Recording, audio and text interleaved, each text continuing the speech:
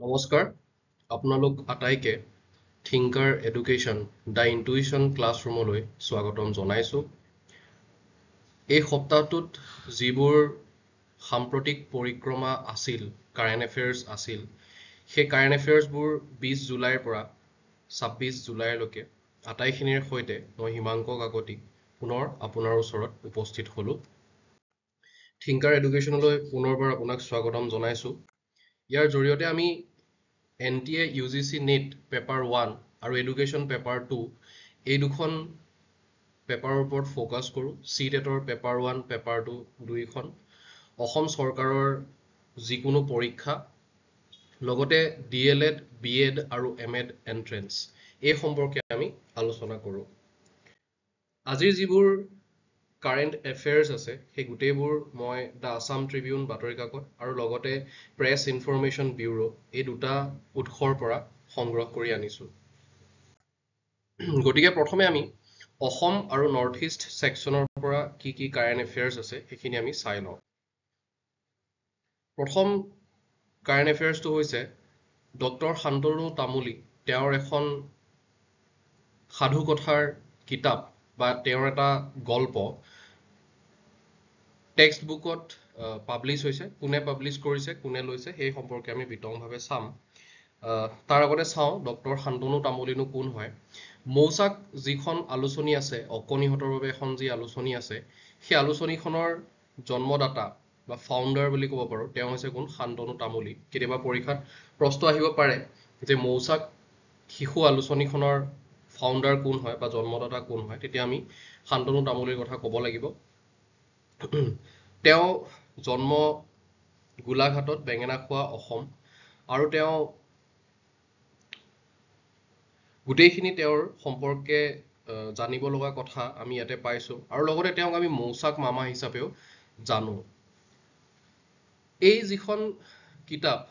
Magnolia English reader orient black swan private লিমিটেডে এইখন প্ৰকাশ কৰিছে, আৰু তাত তেওঁৰ যিটো গল্প বা সাধু প্ৰকাশ হৈছে সেইটোৰ নাম হৈছে জয় ইন দ্য জাংগল। সেইটো পাব্লিছ হৈছে, কিন্তু আচলতে এই জয় ইন দ্য জাংগল হৈছে বুবু বুলবুলিজ গাৰ্ডেন আৰু জয় ইন দ্য জাংগল এই দুটা গল্প সংযোগ কৰি এটা কৰা হৈছে, আৰু সেয়াই কি হৈছে? পাব্লিছ কৰা হৈছে। গতিকে এই সম্পৰ্কে দুই এটা প্ৰশ্ন আহিব পাৰে, আৰু তেওঁৰ বেকগ্ৰাউণ্ডটো আমি এবাৰ জানি থোৱাটো প্ৰয়োজনীয়। অসমত প্ৰায়বোৰ ঠাইতেই বৰ্তমান খৰাং পৰিস্থিতিৰ সৃষ্টি হৈছে, আৰু এই খৰাং পীড়িত জিলা হিচাপে 14খন জিলাক হাই ডেফিচিট ৰেইনফল কেটেগৰীত ধৰা হৈছে, লগতে অন্য 13খন জিলাক ডেফিচিট ৰেইনফল কেটেগৰীত ধৰা হৈছে। এইখিনি অকণমান ফেকচুৱেল কথা, চিধা পৰীক্ষাত সুধিব পাৰে, চিধা সুধিব পাৰে। গতিকে এইখিনি আমি কাৰেণ্ট নিউজৰ পৰা আমি জানি থোৱাটো দৰকাৰ। টোটেল কিমানখন? 27খন জিলা, অসমৰ 27খন জিলা কিহত পৰিছে? ৰেইনফল ডেফিচিট জোনত পৰিছে। এইখন ভাৰতবৰ্ষৰ মেপ, আৰু ইয়াৰ জৰিয়তে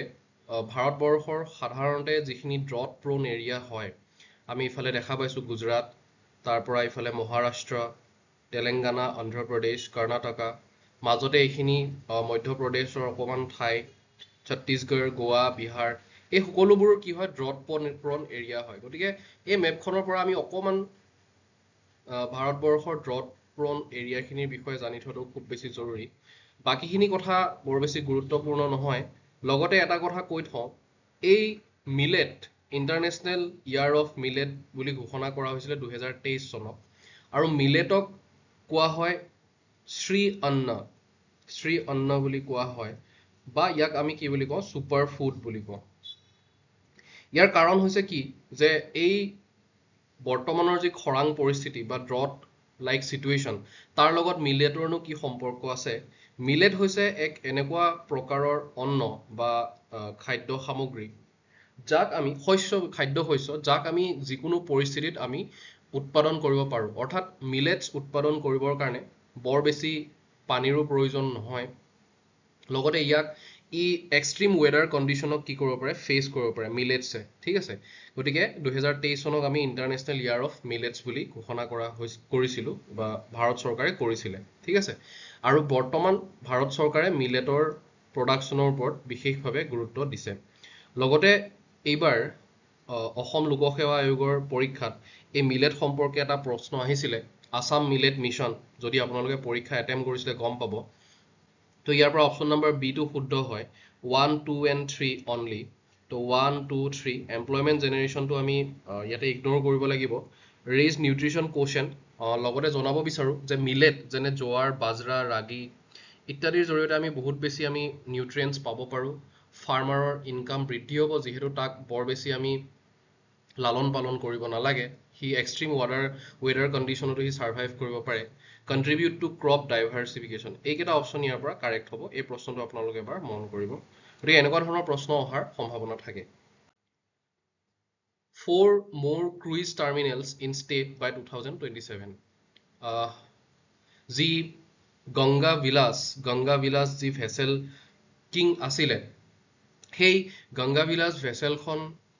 ক্ৰুইজ হিচাপে বাৰাণসীৰ পৰা ডিব্ৰুগড়লৈ আহিছিলে ৱৰ্ল্ডৰ লাৰ্জেষ্ট ক্ৰুইজ হয় ঠিক তেনেকুৱাকৈ ক্ৰুইজ কৰিবৰ বাবে আৰু এখন ক্ৰুইজ ডেভেলপ কৰা হৈছে সেইখনৰ নাম হৈছে ভাইকিং ব্ৰহ্মপুত্ৰ এই নামটো মনত ৰাখিব আৰু ই চলিব ক'ত national waterways 2 in the late 2027 marking Viking cruises entry into India's river cruise market ইয়াক ডেভেলপ কৰিছে Hooghly Cochin shipyard limited in Kolkata এই কথাটো মন কৰিব ঠিক আছে লগতে মূল বাতৰিটোলৈ আহো মূল কাৰেণ্ট এফেয়াৰ্ছটোলৈ যে যি 4টা নতুন টাৰ্মিনেল ডেভেলপ কৰা হৈছে সেইকেইটা হৈছে শিলঘাট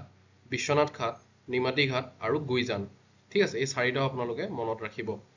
লগতে নেশ্যনেল ৱাটাৰৱে 2 বুলি ক'লে আমি কোনটোক বুজি পাওঁ সেইটো হৈছে আমাৰ ব্ৰহ্মপুত্ৰ অৰ্থাৎ শদিয়াৰ পৰা ধুবুৰীলৈকে বা বাংলাদেশ বৰ্ডাৰৰ পৰা শদিয়াৰলৈকে যিটো আমাৰ ৱাটাৰ টাৰ্মিনেল আছে 891 কিলোমিটাৰৰ এইটোকে আমি কি বুলি কওঁ নেশ্যনেল ৱাটাৰৱে 2 বুলি কোৱা হয় লগতে এই যি ক্ৰুইজ ডেভেলপ কৰা হ'ব সেয়া হৈছে ক্ৰুইজ ভাৰত মিছনৰ অধীনত আৰু ক্ৰুইজ ভাৰত মিছনৰ জৰিয়তে 51 new river cruise circuits across 47 terminal waterways in 14 states and 3 union territories by 2027 এইখিনি কৰা হ'ব এইখিনি হৈছে ইয়াৰ টাৰ্গেট ক্ৰুইজ ভাৰত মিছনৰ ঠিক আছে আৰু লগতে increase annual river cruise passenger from 0.5 million to 1.5 million এনেকুৱা ফিগাৰবোৰ আজিকালি পৰীক্ষাত সঘনাই অহা দেখিবলৈ পোৱা যায় যিকোনো ধৰণৰ পৰীক্ষাতে আজিকালি এনেকুৱা ধৰণৰ ফিগাৰবোৰ ডেভেলপ মানে কি প্ৰশ্নত আমি দেখিবলৈ পাওঁ আমাৰ যিবোৰ এইম হয় সেই এইমবোৰৰ ওপৰত প্ৰশ্ন আহে পেল kept pigeon spotted in Dihing Patkai তো এই যিটো পেল কেপ্ট পিজিয়ন হয় সেই পিজিয়নটো আমি ৰিসেন্টলি দেখিবলৈ পালো ক'ত দিহিং পাটকাই তো ইয়াত ডাইৰেক্টলি প্ৰশ্ন আহিব পাৰে চিধা প্ৰশ্ন আহিব পাৰে যে পেল কেপ্ট পিজিয়ন ৰিসেন্টলি ক'ত দেখা পোৱা গৈছিলে তেতিয়া আমি দিহিং পাটকাই অপচনটো আমি সিলেক্ট কৰিব লাগিব তাৰ সিগনিফিকেন্স কি হয় যে ৰিচ বায়োডাইভাৰ্সিটি কি ডিনোট কৰে অৰ্থাৎ দ্য বায়োডাইভাৰ্সিটি যে আছে এতিয়াও সেই কথাটো কি কৰে দেখুৱায় highlights the scientific importance okay strengthens call for ecotourism research and community led conservation ঠিক আছে ইয়াক কি কৰা হৈছে আইউসিএন লিষ্টৰ জৰিয়তে ভালনাৰেবল কেটেগৰীত ৰখা হৈছে ভালনাৰেবল কেটেগৰী তো আমি ইয়াতে দেখা পাওঁ থ্ৰেটেন কেটেগৰী কি থাকে ক্ৰিটিক্যালি এন্ডেঞ্জাৰ্ড আৰু ভালনাৰেবল তো এই যিটো স্কেল হয় আইউসিএনৰ তাৰ যিটো স্কেল হয় সেই স্কেলটো আপোনালোকে এবাৰ মনত ৰাখিব লিষ্ট কনসাৰ্ন নিয়াৰ থ্ৰেটেন vulnerable এন্ডেঞ্জাৰ্ড ক্ৰিটিক্যালি এন্ডেঞ্জাৰ্ড extinct in wild extinct তো extinct in wild মানে কি হি বৰ্তমান তাক আমি ফৰেষ্টত নাপাওঁ বা আমি তাত প্ৰকৃতিত নাপাওঁ আমি ক'ত পাওঁ তাক হয়তো লেবত সংৰক্ষণ কৰি ৰখা হৈছে তো তেনেকুৱা ধৰণৰ কথাই আমি বুজিব লাগিব ধুবুৰীত আইৰণৰ ওৰ অৰ্থাৎ আইৰণৰ আকৰ কি কৰা হৈছে ডিস্কভাৰ কৰা হৈছে আৱিষ্কাৰ কৰা হৈছে ঠাইখনৰ নাম হৈছে চন্দৰডিঙা এৰিয়া অফ ধুবুৰী ডিস্ট্ৰিক্ট ঠিক আছে ইয়াত পোৱা হৈছে প্ৰায় 8.29 মিলিয়ন টন আইৰন ওৰ পোৱা গৈছে এই ফিগাৰবোৰ অলপ মন কৰিব লগতে ইয়াৰ এভাৰেজ গ্ৰেড হৈছে 37.45% মানে এটা যেতিয়া আইৰণৰ ওৰ থাকে তাত গোটেইখিনি আইৰণেই নাথাকে তাত বেলেগ পদাৰ্থ মিহলি হৈ থাকে তো যিটো আইৰণৰ ডিস্কভাৰ কৰা হৈছে তাত 37% কি পোৱা যাব আমাৰ আইৰন পোৱা যাব আৰু বাকি 63% আমি কি পাম অন্যান্য পদাৰ্থ পাম এই কথাটো মনত ৰাখিব তো এইবিলাকো পৰীক্ষাত আহে এখন মেপৰ দ্বাৰা দেখাব বিচৰা হৈছে ইণ্ডিয়াৰ মিনাৰেল বেল্ট তো ইয়াতে যদি আমি আইৰণৰ কথা চাব পাৰো এইটোৱে আইৰন বুজাইছে আপোনালোকে দেখিব উত্তৰ পূৰ্বাঞ্চলত সাধাৰণতে আইৰন নাই আইৰণ বেছিকৈ পোৱা যায় এই অঞ্চলটোত ঠিক আছে এই অঞ্চলটোত আইৰণ আটাইতকৈ বেছিকৈ পোৱা যায় মানে ক'ত পোৱা যায় এইফালে ঝাৰখণ্ড ৱেষ্ট বেংগল ছত্তীশগড় উৰিষ্যা ঠিক আছে তাৰ পৰা এইফালে আমি ক'ত পাওঁ কেৰালা কৰ্ণাটকা তামিলনাডু এইবোৰ অঞ্চলত আমি অন্ধ্ৰপ্ৰদেশ এইবোৰত অন্ধ্ৰপ্ৰদেশত নাই এইবোৰ অঞ্চলত আমি কি দেখা পাওঁ এইবোৰ অঞ্চলত আমি আইৰণ দেখা পাওঁ আমাৰ নৰ্থ ইষ্টত কিন্তু আইৰণ তেনেকৈ পাবলৈ নাই প্ৰথমবাৰৰ বাবে কি পোৱা হৈছে ধুবুৰীত পোৱা গৈছে সেইখিনি কথা মন কৰিব শংকৰদেৱ কলাক্ষেত্ৰই ৰাষ্ট্ৰপতি ভৱনৰ যি গ্ৰন্থাগাৰ যি গ্ৰন্থাগাৰ আছে তাত কি কৰিছে এইকেইখন তেওঁলোকে ডনেট কৰিছে এই যিখিনি আমাৰ সাঁচিপাতৰ পুথি আছিলে মেনুস্ক্ৰিপ্ট আছিলে কীৰ্তন ঘোষা শংকৰদেৱে লিখা আদি দশম ভগৱত পুৰাণ নৰুৱা কুজি সত্ৰ এইখন বৈকুণ্ঠপুৰ এইখনো কি কৰা হৈছে দান কৰা হৈছে ডনেট কৰা হৈছে নামঘোষা মাধৱদেৱে লিখা ভক্তি ৰত্নাৱলী এইখনো ডনেট কৰা হৈছে গীত গোবিন্দ এইখনো ডনেট কৰা হৈছে গতিকে এই পাঁচখনৰ কথা মনত ৰাখিব আপোনালোকে এই পাঁচখন কোনে লিখিছিলে কেনেকৈ লিখিছিলে সেইখিনি কথা জনাটো খুব দৰকাৰ যেনে কীৰ্তন ঘোষা আমি এইটো জানিব লাগে কীৰ্তন শংকৰদেৱৰ হয় নামঘোষা মাধৱদেৱ হয় এইখিনি কথা আমি মনত ৰাখিব লাগে এইবিলাক প্ৰশ্ন পৰীক্ষাত আহি থাকে প্ৰায় বা ভক্তিৰ ৰত্নাৱলী কোনে অনুবাদ কৰিছিলে ট্ৰান্সলেটেড ইনটু আছামিজ বাই মাধৱদেৱ লিখা আছে তো এইবোৰ কথা আমি জনাটো খুব জৰুৰী এই বাতৰিটোৰ পৰা লগতে ইয়াৰ সিগনিফিকেন্স কি কালচাৰেল ডিপ্ল'মেচি আৰু প্ৰমোট আছামিজ হেৰিটেজ তো অসমৰ যি আমাৰ সংস্কৃতি আছে মহাপুৰুষীয়া যি সংস্কৃতি যি কীৰ্তন দশম ইত্যাদিৰ যি আমাৰ সংস্কৃতি আছে সেই সংস্কৃতি কি কৰিব পাৰে এতিয়া নেশ্যনেল লেভেলত সকলোৱে তাক চাব পাৰিব যিহেতু সি ৰাষ্ট্ৰপতি ভৱনত থাকিব অসমৰ শিক্ষা ক্ষেত্ৰৰ উন্নতিৰ বাবে বিকাশৰ বাবে বিশ্ব বেংকৰ পৰা এটা ঋণ লোৱা হৈছে অসম চৰকাৰৰ দ্বাৰা কিমান 2750 কোটি টকাৰ এটা ঋণ লোৱা হৈছে এই ঋণৰ এটা কথা মন কৰিব 90% কেন্দ্ৰীয় চৰকাৰে ইয়াক ৰিপে কৰিব মানে কেন্দ্ৰীয় চৰকাৰে ইয়াক দিব আৰু বাকি 275 কোটি টকা অসম গভৰ্ণমেণ্টে অসম চৰকাৰে কি কৰিব তাৰ সেই ঋণ কি কৰিব ঘূৰাই দিব ইয়াৰ কথাটো হ'ল ইয়াৰ আৰত মই এটা কথা কৈ দিওঁ কিছুমান স্কিম থাকে যাক আমি সেন্ট্ৰেল সেক্টৰ স্কিম বুলি কওঁ সেন্ট্ৰেল সেক্টৰ স্কিম হলে তাত 100% কেন্দ্ৰীয় চৰকাৰে ফান্ডিং কৰে আৰু সেন্ট্ৰেলি স্পন্সৰ্ড স্কিম হলে নৰ্থ ইষ্টাৰ্ণ ষ্টেটছৰ ক্ষেত্ৰত হিমালয়ান ষ্টেটছৰ ক্ষেত্ৰত 90% কেন্দ্ৰীয় চৰকাৰে আৰু 10% কোনে দিয়ে ৰাজ্য চৰকাৰে দিয়ে গতিকে এই কথাটো ইয়াৰ পৰা মন কৰিব গতিকে 2750 কোটি টকাৰ 90% কেন্দ্ৰীয় চৰকাৰে ঘূৰাই দিব বাকি 10% মাত্ৰ অসম চৰকাৰে ঘূৰাব লাগিব গতিকে এইবোৰ কথা মন কৰিব সেন্ট্ৰেল সেক্টৰ স্কিম কি হয় লগতে সেন্ট্ৰেলি স্পন্সৰ্ড স্কিম কি হয়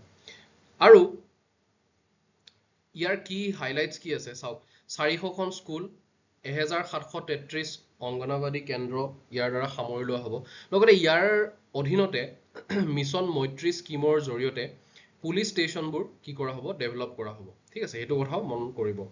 লগতে ইয়াতে সিএম ফ্লাইটৰ কথা আহিছে সিএম ফ্লাইট কি হয় সম্পূৰ্ণকৈ আমি নেক্সট স্লাইডত পঢ়িম জাপানিজ ল্যাঙ্গুৱেজ ট্ৰেইনিং ইয়াৰ জৰিয়তে প্ৰদান কৰা হ'ব কি ক্ষেত্ৰত নাৰ্ছিং ড্ৰাইভিং আইটি আৰু কম্পিউটাৰ অপাৰেশ্যন আৰু কেতিয়াৰ পৰা ষ্টাৰ্ট হ'ব অক্টোবৰ মাহৰ পৰা আৰম্ভ হ'ব এই ট্ৰেইনিঙৰ বাবে প্ৰতিজনৰ বাবে খৰচ হ'ব 3 লাখকৈ টকা আৰু তাৰে কিছু অংশ অসম চৰকাৰে কি কৰিব প্ৰদান কৰিব ইয়াৰ সম্পৰ্কে আমি ডিটেইলছত বিস্তৃতভাৱে ইয়াৰ পাছৰ স্লাইডখন চাম ইয়া আসাম কেবিনেটৰ জৰিয়তে দেখুওৱা হৈছে সিএম ফ্লাইট তাৰ সম্পূৰ্ণ নামটো আপোনালোকে এবাৰ চাই ল'ব যে chief minister's foreign language initiative for global human talent CM flight ঠিক আছে The Assam Cabinet has approved CM Flight to provide structured foreign language training for the youth of Assam. তো ইনিশিয়ালি 180 জন ক্যান্ডিডেট সিলেক্ট কৰা হ'ব ঠিক আছে আৰু অসম চৰকাৰে কি কৰিব 1.5 লাখ টকা এজন ক্যান্ডিডেটৰ বাবদ কি কৰিব খৰচ কৰিব হেতু কথা মনত ৰাখিব ইয়াৰ অবজেক্টিভ কি হয় to give wings to dreams by empowering youth with foreign language skill চাওক টেকনিক্যাল নলেজ খিনি আমাৰ থাকিব মানে বৃত্তিগত যিখিনি জ্ঞানৰ আমাক দৰকাৰ সেইখিনি সকলোৰে আছে কিন্তু এখন বেলেগ দেশত গৈ সেই জ্ঞানখিনি প্ৰয়োগ কৰিবৰ বাবে আমি কি জানিব লাগিব ভাষা জানিব লাগিব সেই ভাষা জানিবৰ বাবে যি ট্ৰেইনিঙৰ প্ৰয়োজন যি প্ৰশিক্ষণৰ প্ৰয়োজন সেই প্ৰশিক্ষণ কোনে দিব সিএম ফ্লাইট স্কিমটোৱে প্ৰদান কৰিব গতিকে এই কথাটো আপোনালোকে মন কৰি ৰাখিব ৰতন থিয়াম মণিপুৰৰ এজন স্বনামধন্য নাট শিল্পী নাটকৰ সৈতে তেওঁ জড়িত তেওঁ শেহতীয়াকৈ তেওঁ লীলা সম্বৰণ কৰিলে আৰু ৰতন থিয়াম কি হয় তেওঁ play right theatre director and cultural icon from Manipur তেওঁক জনা গৈছিলে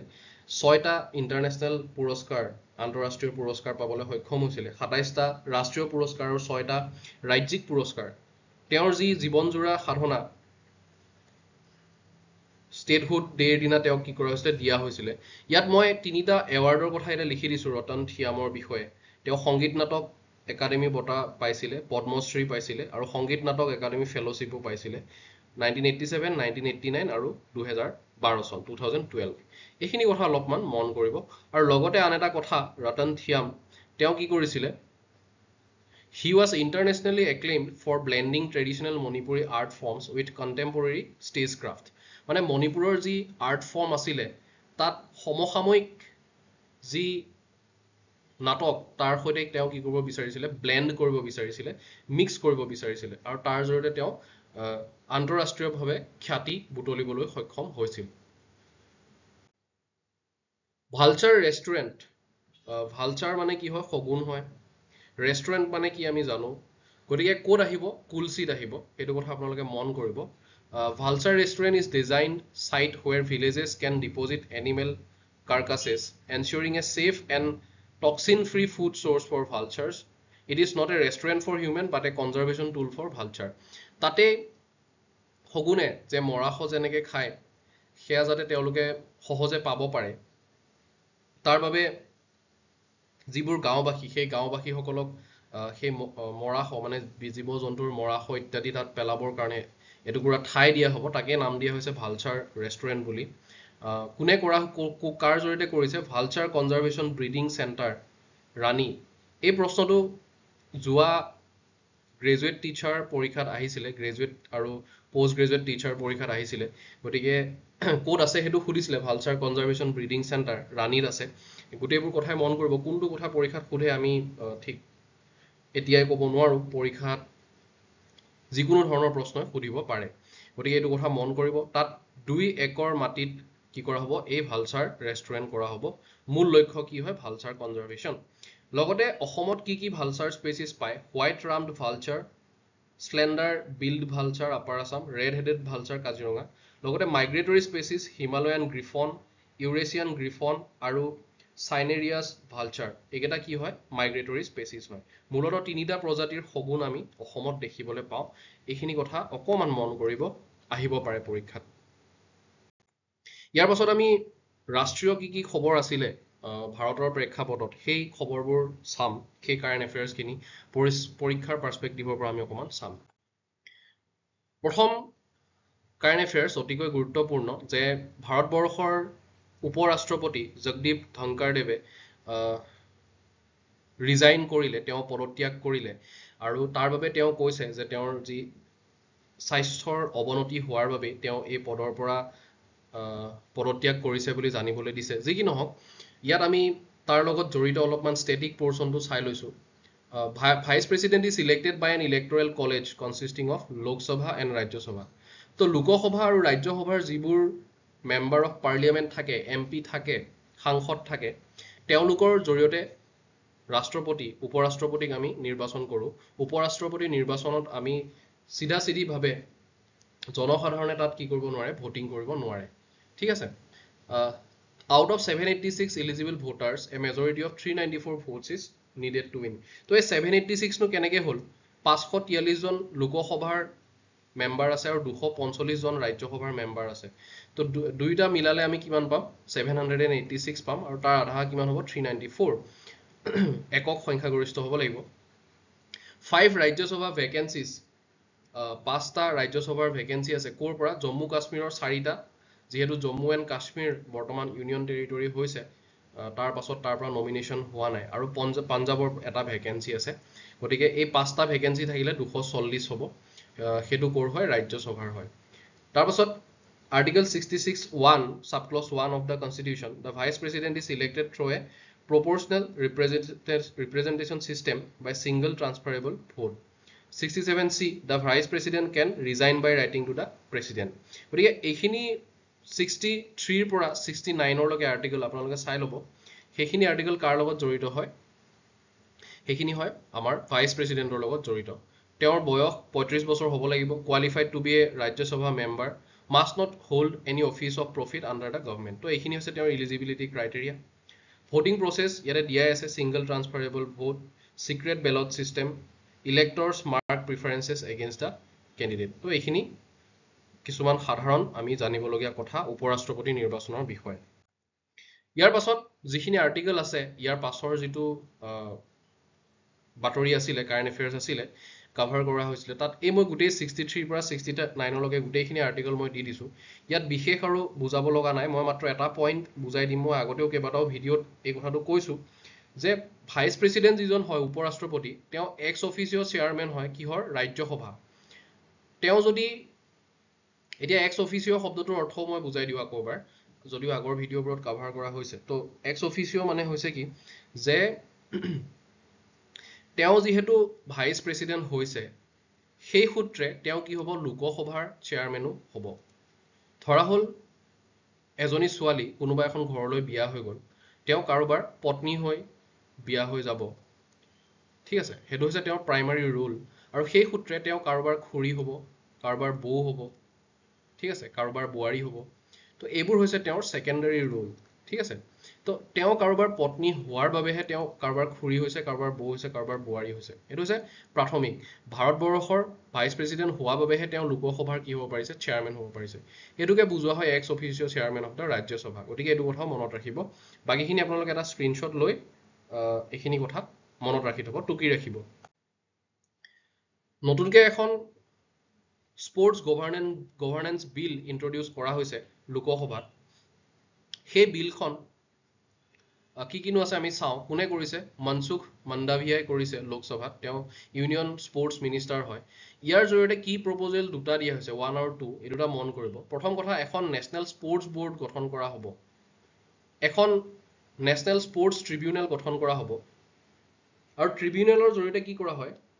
যে যিবোৰ ডিছপিউটছ থাকে, এই ডিছপিউটছবিলাক কি কৰিব? হেণ্ডেল কৰিব। যেনে আমি ইয়াৰ আগৰ সপ্তাহত NGTৰ বিষয়ে পঢ়িছিলোঁ, নেশ্যনেল গ্ৰীণ ট্ৰিবিউনেল। ঠিক তেনেকৈ ইয়াতে NST, নেশ্যনেল স্পৰ্টছ ট্ৰিবিউনেল। তো পৰিৱেশ সম্পৰ্কে যিবোৰ ডিছপিউট থাকে, সেই ডিছপিউটবোৰ নেশ্যনেল গ্ৰীণ ট্ৰিবিউনেলে কি কৰে? ছল্ভ কৰে, ৰিজল্ভ কৰে। আৰু খেলৰ সম্পৰ্কে যিবোৰ ডিছপিউট থাকিব, খেলুৱৈ আৰু বৰ্ডৰ মাজতে হওক বা যিকোনো ধৰণৰ ডিছপিউট, সেইবোৰ কোনে ছল্ভ কৰিব? নেশ্যনেল স্পৰ্টছ ট্ৰিবিউনেলে। গতিকে এই দুখন কি কৰা হ'ব? গঠন কৰা হ'ব। Opposition by BCCI। BCCI কিয় অপ'জ কৰিছে? কাৰণ BCCI কেতিয়াও গভৰ্ণমেণ্ট ফাণ্ডিঙত নচলে। BCCI কি হয়, ইয়াত BCCI সম্পৰ্কে দিয়া হৈছে। ইয়াৰ জৰিয়তে BCCIকো স্পৰ্টছ গভাৰ্নেন্স ফ্ৰেমৱৰ্কৰ ভিতৰত আনিবলৈ চেষ্টা কৰা হৈছে, আৰু সেইবাবে BCCI ইয়াৰ বিৰোধিতা কৰিছে। আৰু it currently operates as an autonomous body under the Tamil Nadu societies registration act 1975. Once the bill becomes law, BCCI must get recognition from the National Sports Board. তো BCCI তেতিয়া কি হ'ব? স্পৰ্টছ বৰ্ডৰ ভিতৰত, এইটো যদি আমি স্পৰ্টছ বৰ্ড বুলি ধৰোঁ, তাৰ ভিতৰত কি আহিব? BCCI আহি যাব। কেৱল BCCI নহয়, বাকীবোৰো থাকিব, যেনে চাই আছে, স্পৰ্টছ অথৰিটি অফ ইণ্ডিয়া। এই গোটেইবোৰ কি হ'ব? ইয়াৰ ভিতৰত আহি যাব। তো BCCI কাৰোবাৰ অধীনত আহিবলৈ বিচৰা নাই, ই ইণ্ডিপেণ্ডেণ্ট বডি হিচাপে থাকিবলৈ বিচাৰিছে। সেইবাবেই BCCI ইয়াক কি কৰিছে? বিৰোধিতা কৰিছে। যিসকলে ক্ৰিকেট খেল চাই ভাল পায়, তেওঁলোকৰ বাবে এই কথাখিনি হয়তো ইণ্টাৰেষ্টিং হ'ব, আৰু বাকীসকলেও ইয়াক মনত ৰখাটো জৰুৰী। India UK ink historic trade deal. So' এই যিটো ট্ৰেড ডিল হয়, তাক আমি FTA বুলি কওঁ। FTA ৰ সম্পূৰ্ণ নামটো ইয়াতে লিখাই আছে, চাওক, ফ্ৰী ট্ৰেড এগ্ৰিমেণ্ট, ঠিক আছে? Free trade agreement. আৰু ইয়াক বিশেষভাৱে কোৱা হ'ব CETA, চিটা, comprehensive economic and trade agreement বুলি কোৱা হ'ব। এইটো কথা মনত ৰাখিব। যদি সোধে পৰীক্ষাত যে ইণ্ডিয়া আৰু UK যিখন ট্ৰেড ডিল কৰিলে, ফ্ৰী ট্ৰেড ডিল কৰিলে বা ফ্ৰী ট্ৰেড এগ্ৰিমেণ্ট কৰিলে, তাৰ নামটো কি, তেতিয়া আমি ক'ব লাগিব CETA, comprehensive economic and trade agreement. So' ইয়াৰ বাবে কি লাভ হ'ব? যেতিয়া UK, ইউনাইটেড কিংডমে এক্সিট কৰিলে ক'ৰ পৰা ইউৰোপিয়ান ইউনিয়নৰ পৰা এক্সিট কৰিছিলে তাৰ পাছত তেওঁলোকৰ কোনো ষ্টেবল ট্ৰেড পাৰ্টনাৰ নাছিলে আৰু এতিয়া ইয়াৰ জৰিয়তে ভাৰত কি হ'ব ইয়াৰ ষ্টেবল ট্ৰেড পাৰ্টনাৰ হৈ যাব ভাৰতবৰ্ষৰ কি বস্তু ইউকেলে যাব বা যায় সেইখিনি আমি ইয়াতে দেখা পাম এইবোৰ কি হ'ব টেৰিফ ফ্ৰী হ'ব textile apparel James and jewellery leather engineering goods chemical pharma marine T and coffee agri and process food তো এইখিনি কি হ'ব ভাৰতৰ পৰা ইউকেলে যাব আৰু ইউকেৰ পৰা কি আহিব স্কটছ হুইস্কি জিন ইউকে কাৰ্ছ তো স্কটছ হুইস্কিত 150%ৰ পৰা 75% কৰা হৈছে কৰ হ্ৰাস কৰা হৈছে লগতে ভাৰতবৰ্ষৰ পৰা ইউকেলে যিয়ে যিকোনো চাকৰিৰ বাবে যাব সেইবাবে প্ৰতি বছৰে প্ৰায় 1800খন ভিজা দিয়া হ'ব প্ৰতি বছৰে আৰু তাত যি নেশ্যনেল ইঞ্চুৰেঞ্চ দিব লাগে ইউকেত সেই নেশ্যনেল ইঞ্চুৰেঞ্চ প্ৰথম 3 বছৰৰ বাবে ৰেহাই দিয়া হ'ব ভাৰতীয় মানুহক ঠিক তেনেদৰে ইউকেৰ যিখিনি মানুহ ভাৰতবৰ্ষলৈ আহিব তেওঁলোকে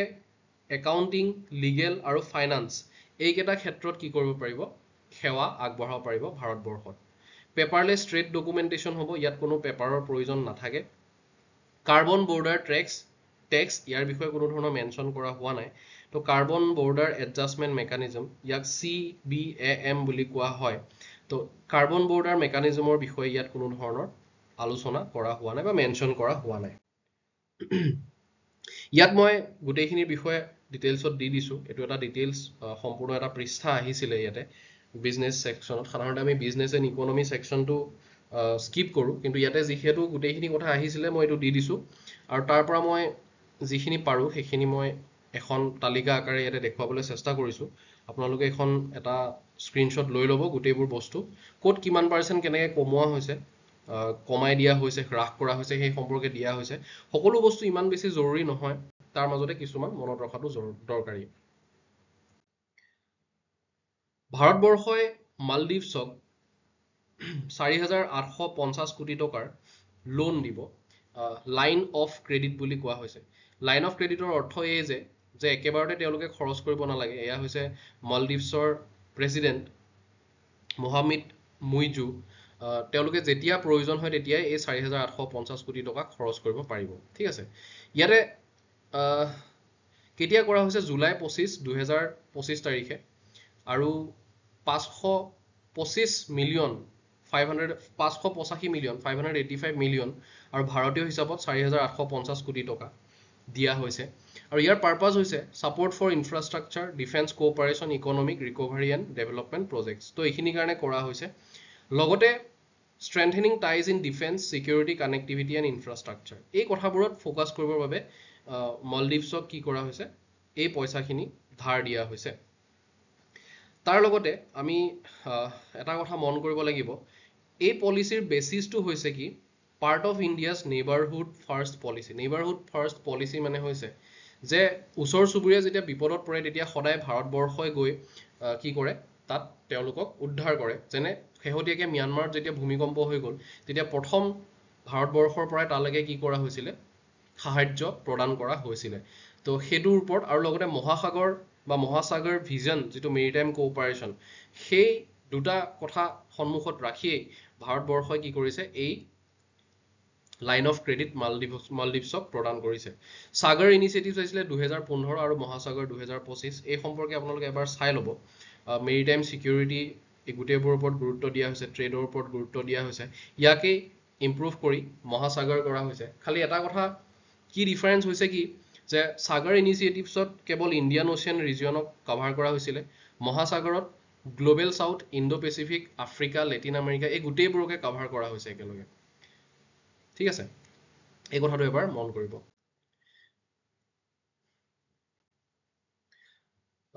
ইণ্টাৰনেশ্যনেলত কি আছিলে চাওঁ যে typhoon Wipha causes major flight disruption in HK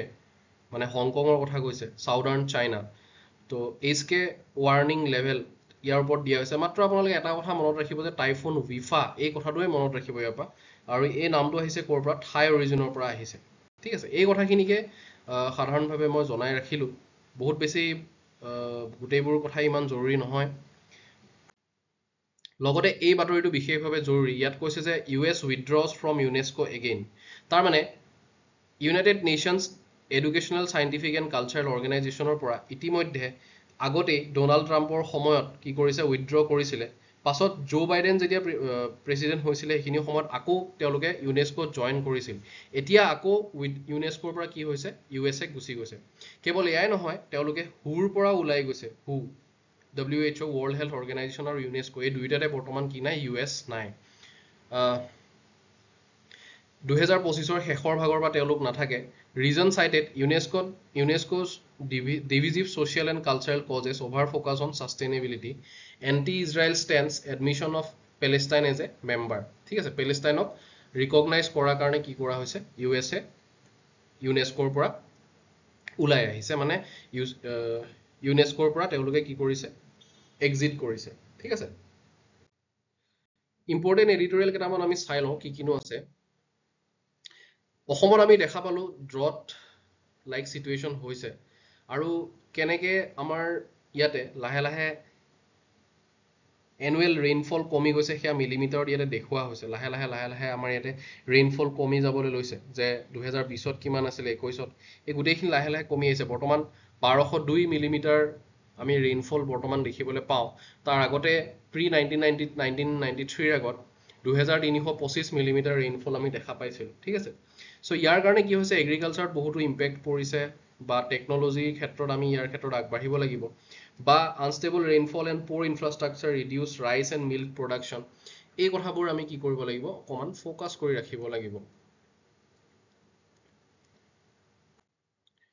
Krishnakanta সন্দিকৈৰ বিষয়ে অলপমান দিয়া হৈছে তেওঁৰ আমি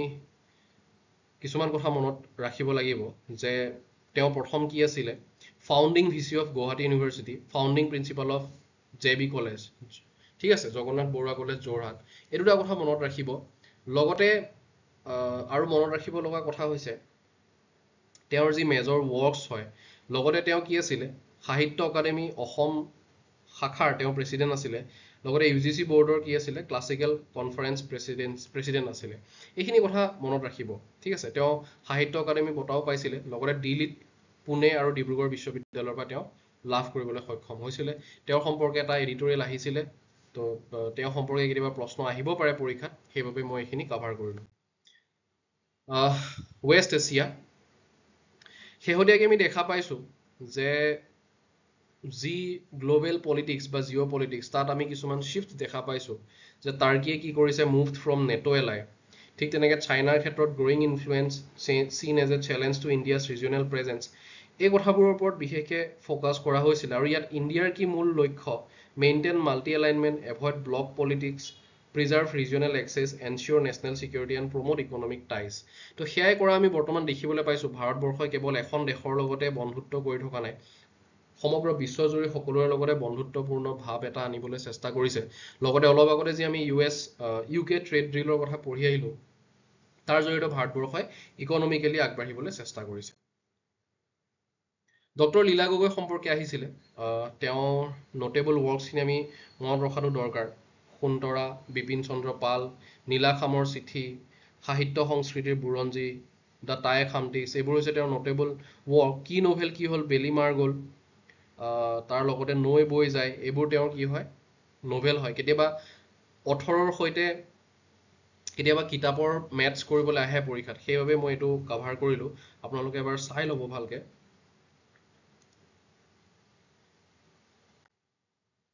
লগতে আজি ইমান সময় থিংকাৰ এডুকেশ্যনৰ জৰিয়তে উইকলি কাৰেণ্ট এফেয়াৰ্ছখিনি চোৱাৰ বাবে ভিডিঅ'টো শেষলৈকে চোৱাৰ বাবে আপোনাক ধন্যবাদ ফোন নম্বৰটো মই দিছোঁ 6001409166 ইয়াত আপোনালোকে কণ্টেক্ট কৰিব কণ্টেক্ট এটা কাৰণেই কৰিব আমি উইকলি প্ৰত্যেক সপ্তাহতে যিকেইটা পৰীক্ষা ইতিমধ্যে মই ভিডিঅ'টোৰ প্ৰথমতে মেনশ্যন কৰি আহিলোঁ UGC net CTET Assam TET লগতে DLED BEd MAd এণ্ট্ৰেন্স আৰু অসম চৰকাৰৰ যিকোনো চাকৰি সেই সম্পৰ্কে আমি সেমিনাৰ কৰোঁ সপ্তাহত এখনকৈ আৰু সেই সেমিনাৰ ৱেবিনাৰৰ জৰিয়তে আচলতে ৱেবিনাৰ হয় গুগল মিটৰ জৰিয়তে কৰা হয় সেই ৱেবিনাৰৰ জৰিয়তে আমি ষ্ট্ৰেটেজিবোৰ আলোচনা কৰোঁ কেনেকৈ পৰীক্ষাটো এটেম্প কৰিব লাগিব সেই ৱেবিনাৰখন এটেণ্ড কৰিবৰ বাবে আপুনি চিম্পলি মই বহুত বেছি সফিষ্টিকেটেড একো কৰি থকা নাই চিম্পলি হোৱাটছএপ নম্বৰ শ্বেয়াৰ কৰিছোঁ ইয়াত আপুনি এটা হাই ড্ৰপ কৰি দিব তেতিয়া আপোনাক সেমিনাৰত এড কৰা হ'ব যদি আপুনি এটেন্ড কৰিব বিচাৰে তেতিয়াহলে নিশ্চয় এটেন্ড কৰিব পাৰে লগতে যদি প্ৰয়োজন বুলি ভাবিছে তেতিয়াহলে থিংকাৰ এডুকেশ্যন সাবস্ক্ৰাইব কৰি ৰাখিব সদায় কোৱাৰ দৰে কওঁ যে বিফল হলে আমি মনে মনে থকাই ভাল আৰু সফল হলে আৰু তেতিয়া আমি চিঞৰি কাকো কোৱাৰ প্ৰয়োজন নাই আমাৰ সফলতাই এটা চিঞৰৰ দৰে এটা পুৰস্কাৰ আমাক দি দিয়ে থিংকাৰ এডুকেশ্যন সাবস্ক্ৰাইব কৰি ৰাখিব বাকি ইনষ্টাগ্ৰাম হিমাংক কাকতি ইউটিউব হিমাংক কাকতি এইখিনি আপোনালোকৰ বাবে আগবঢ়াই দিলো বহুত বহুত ধন্যবাদ আমি আকৌ লগ পাম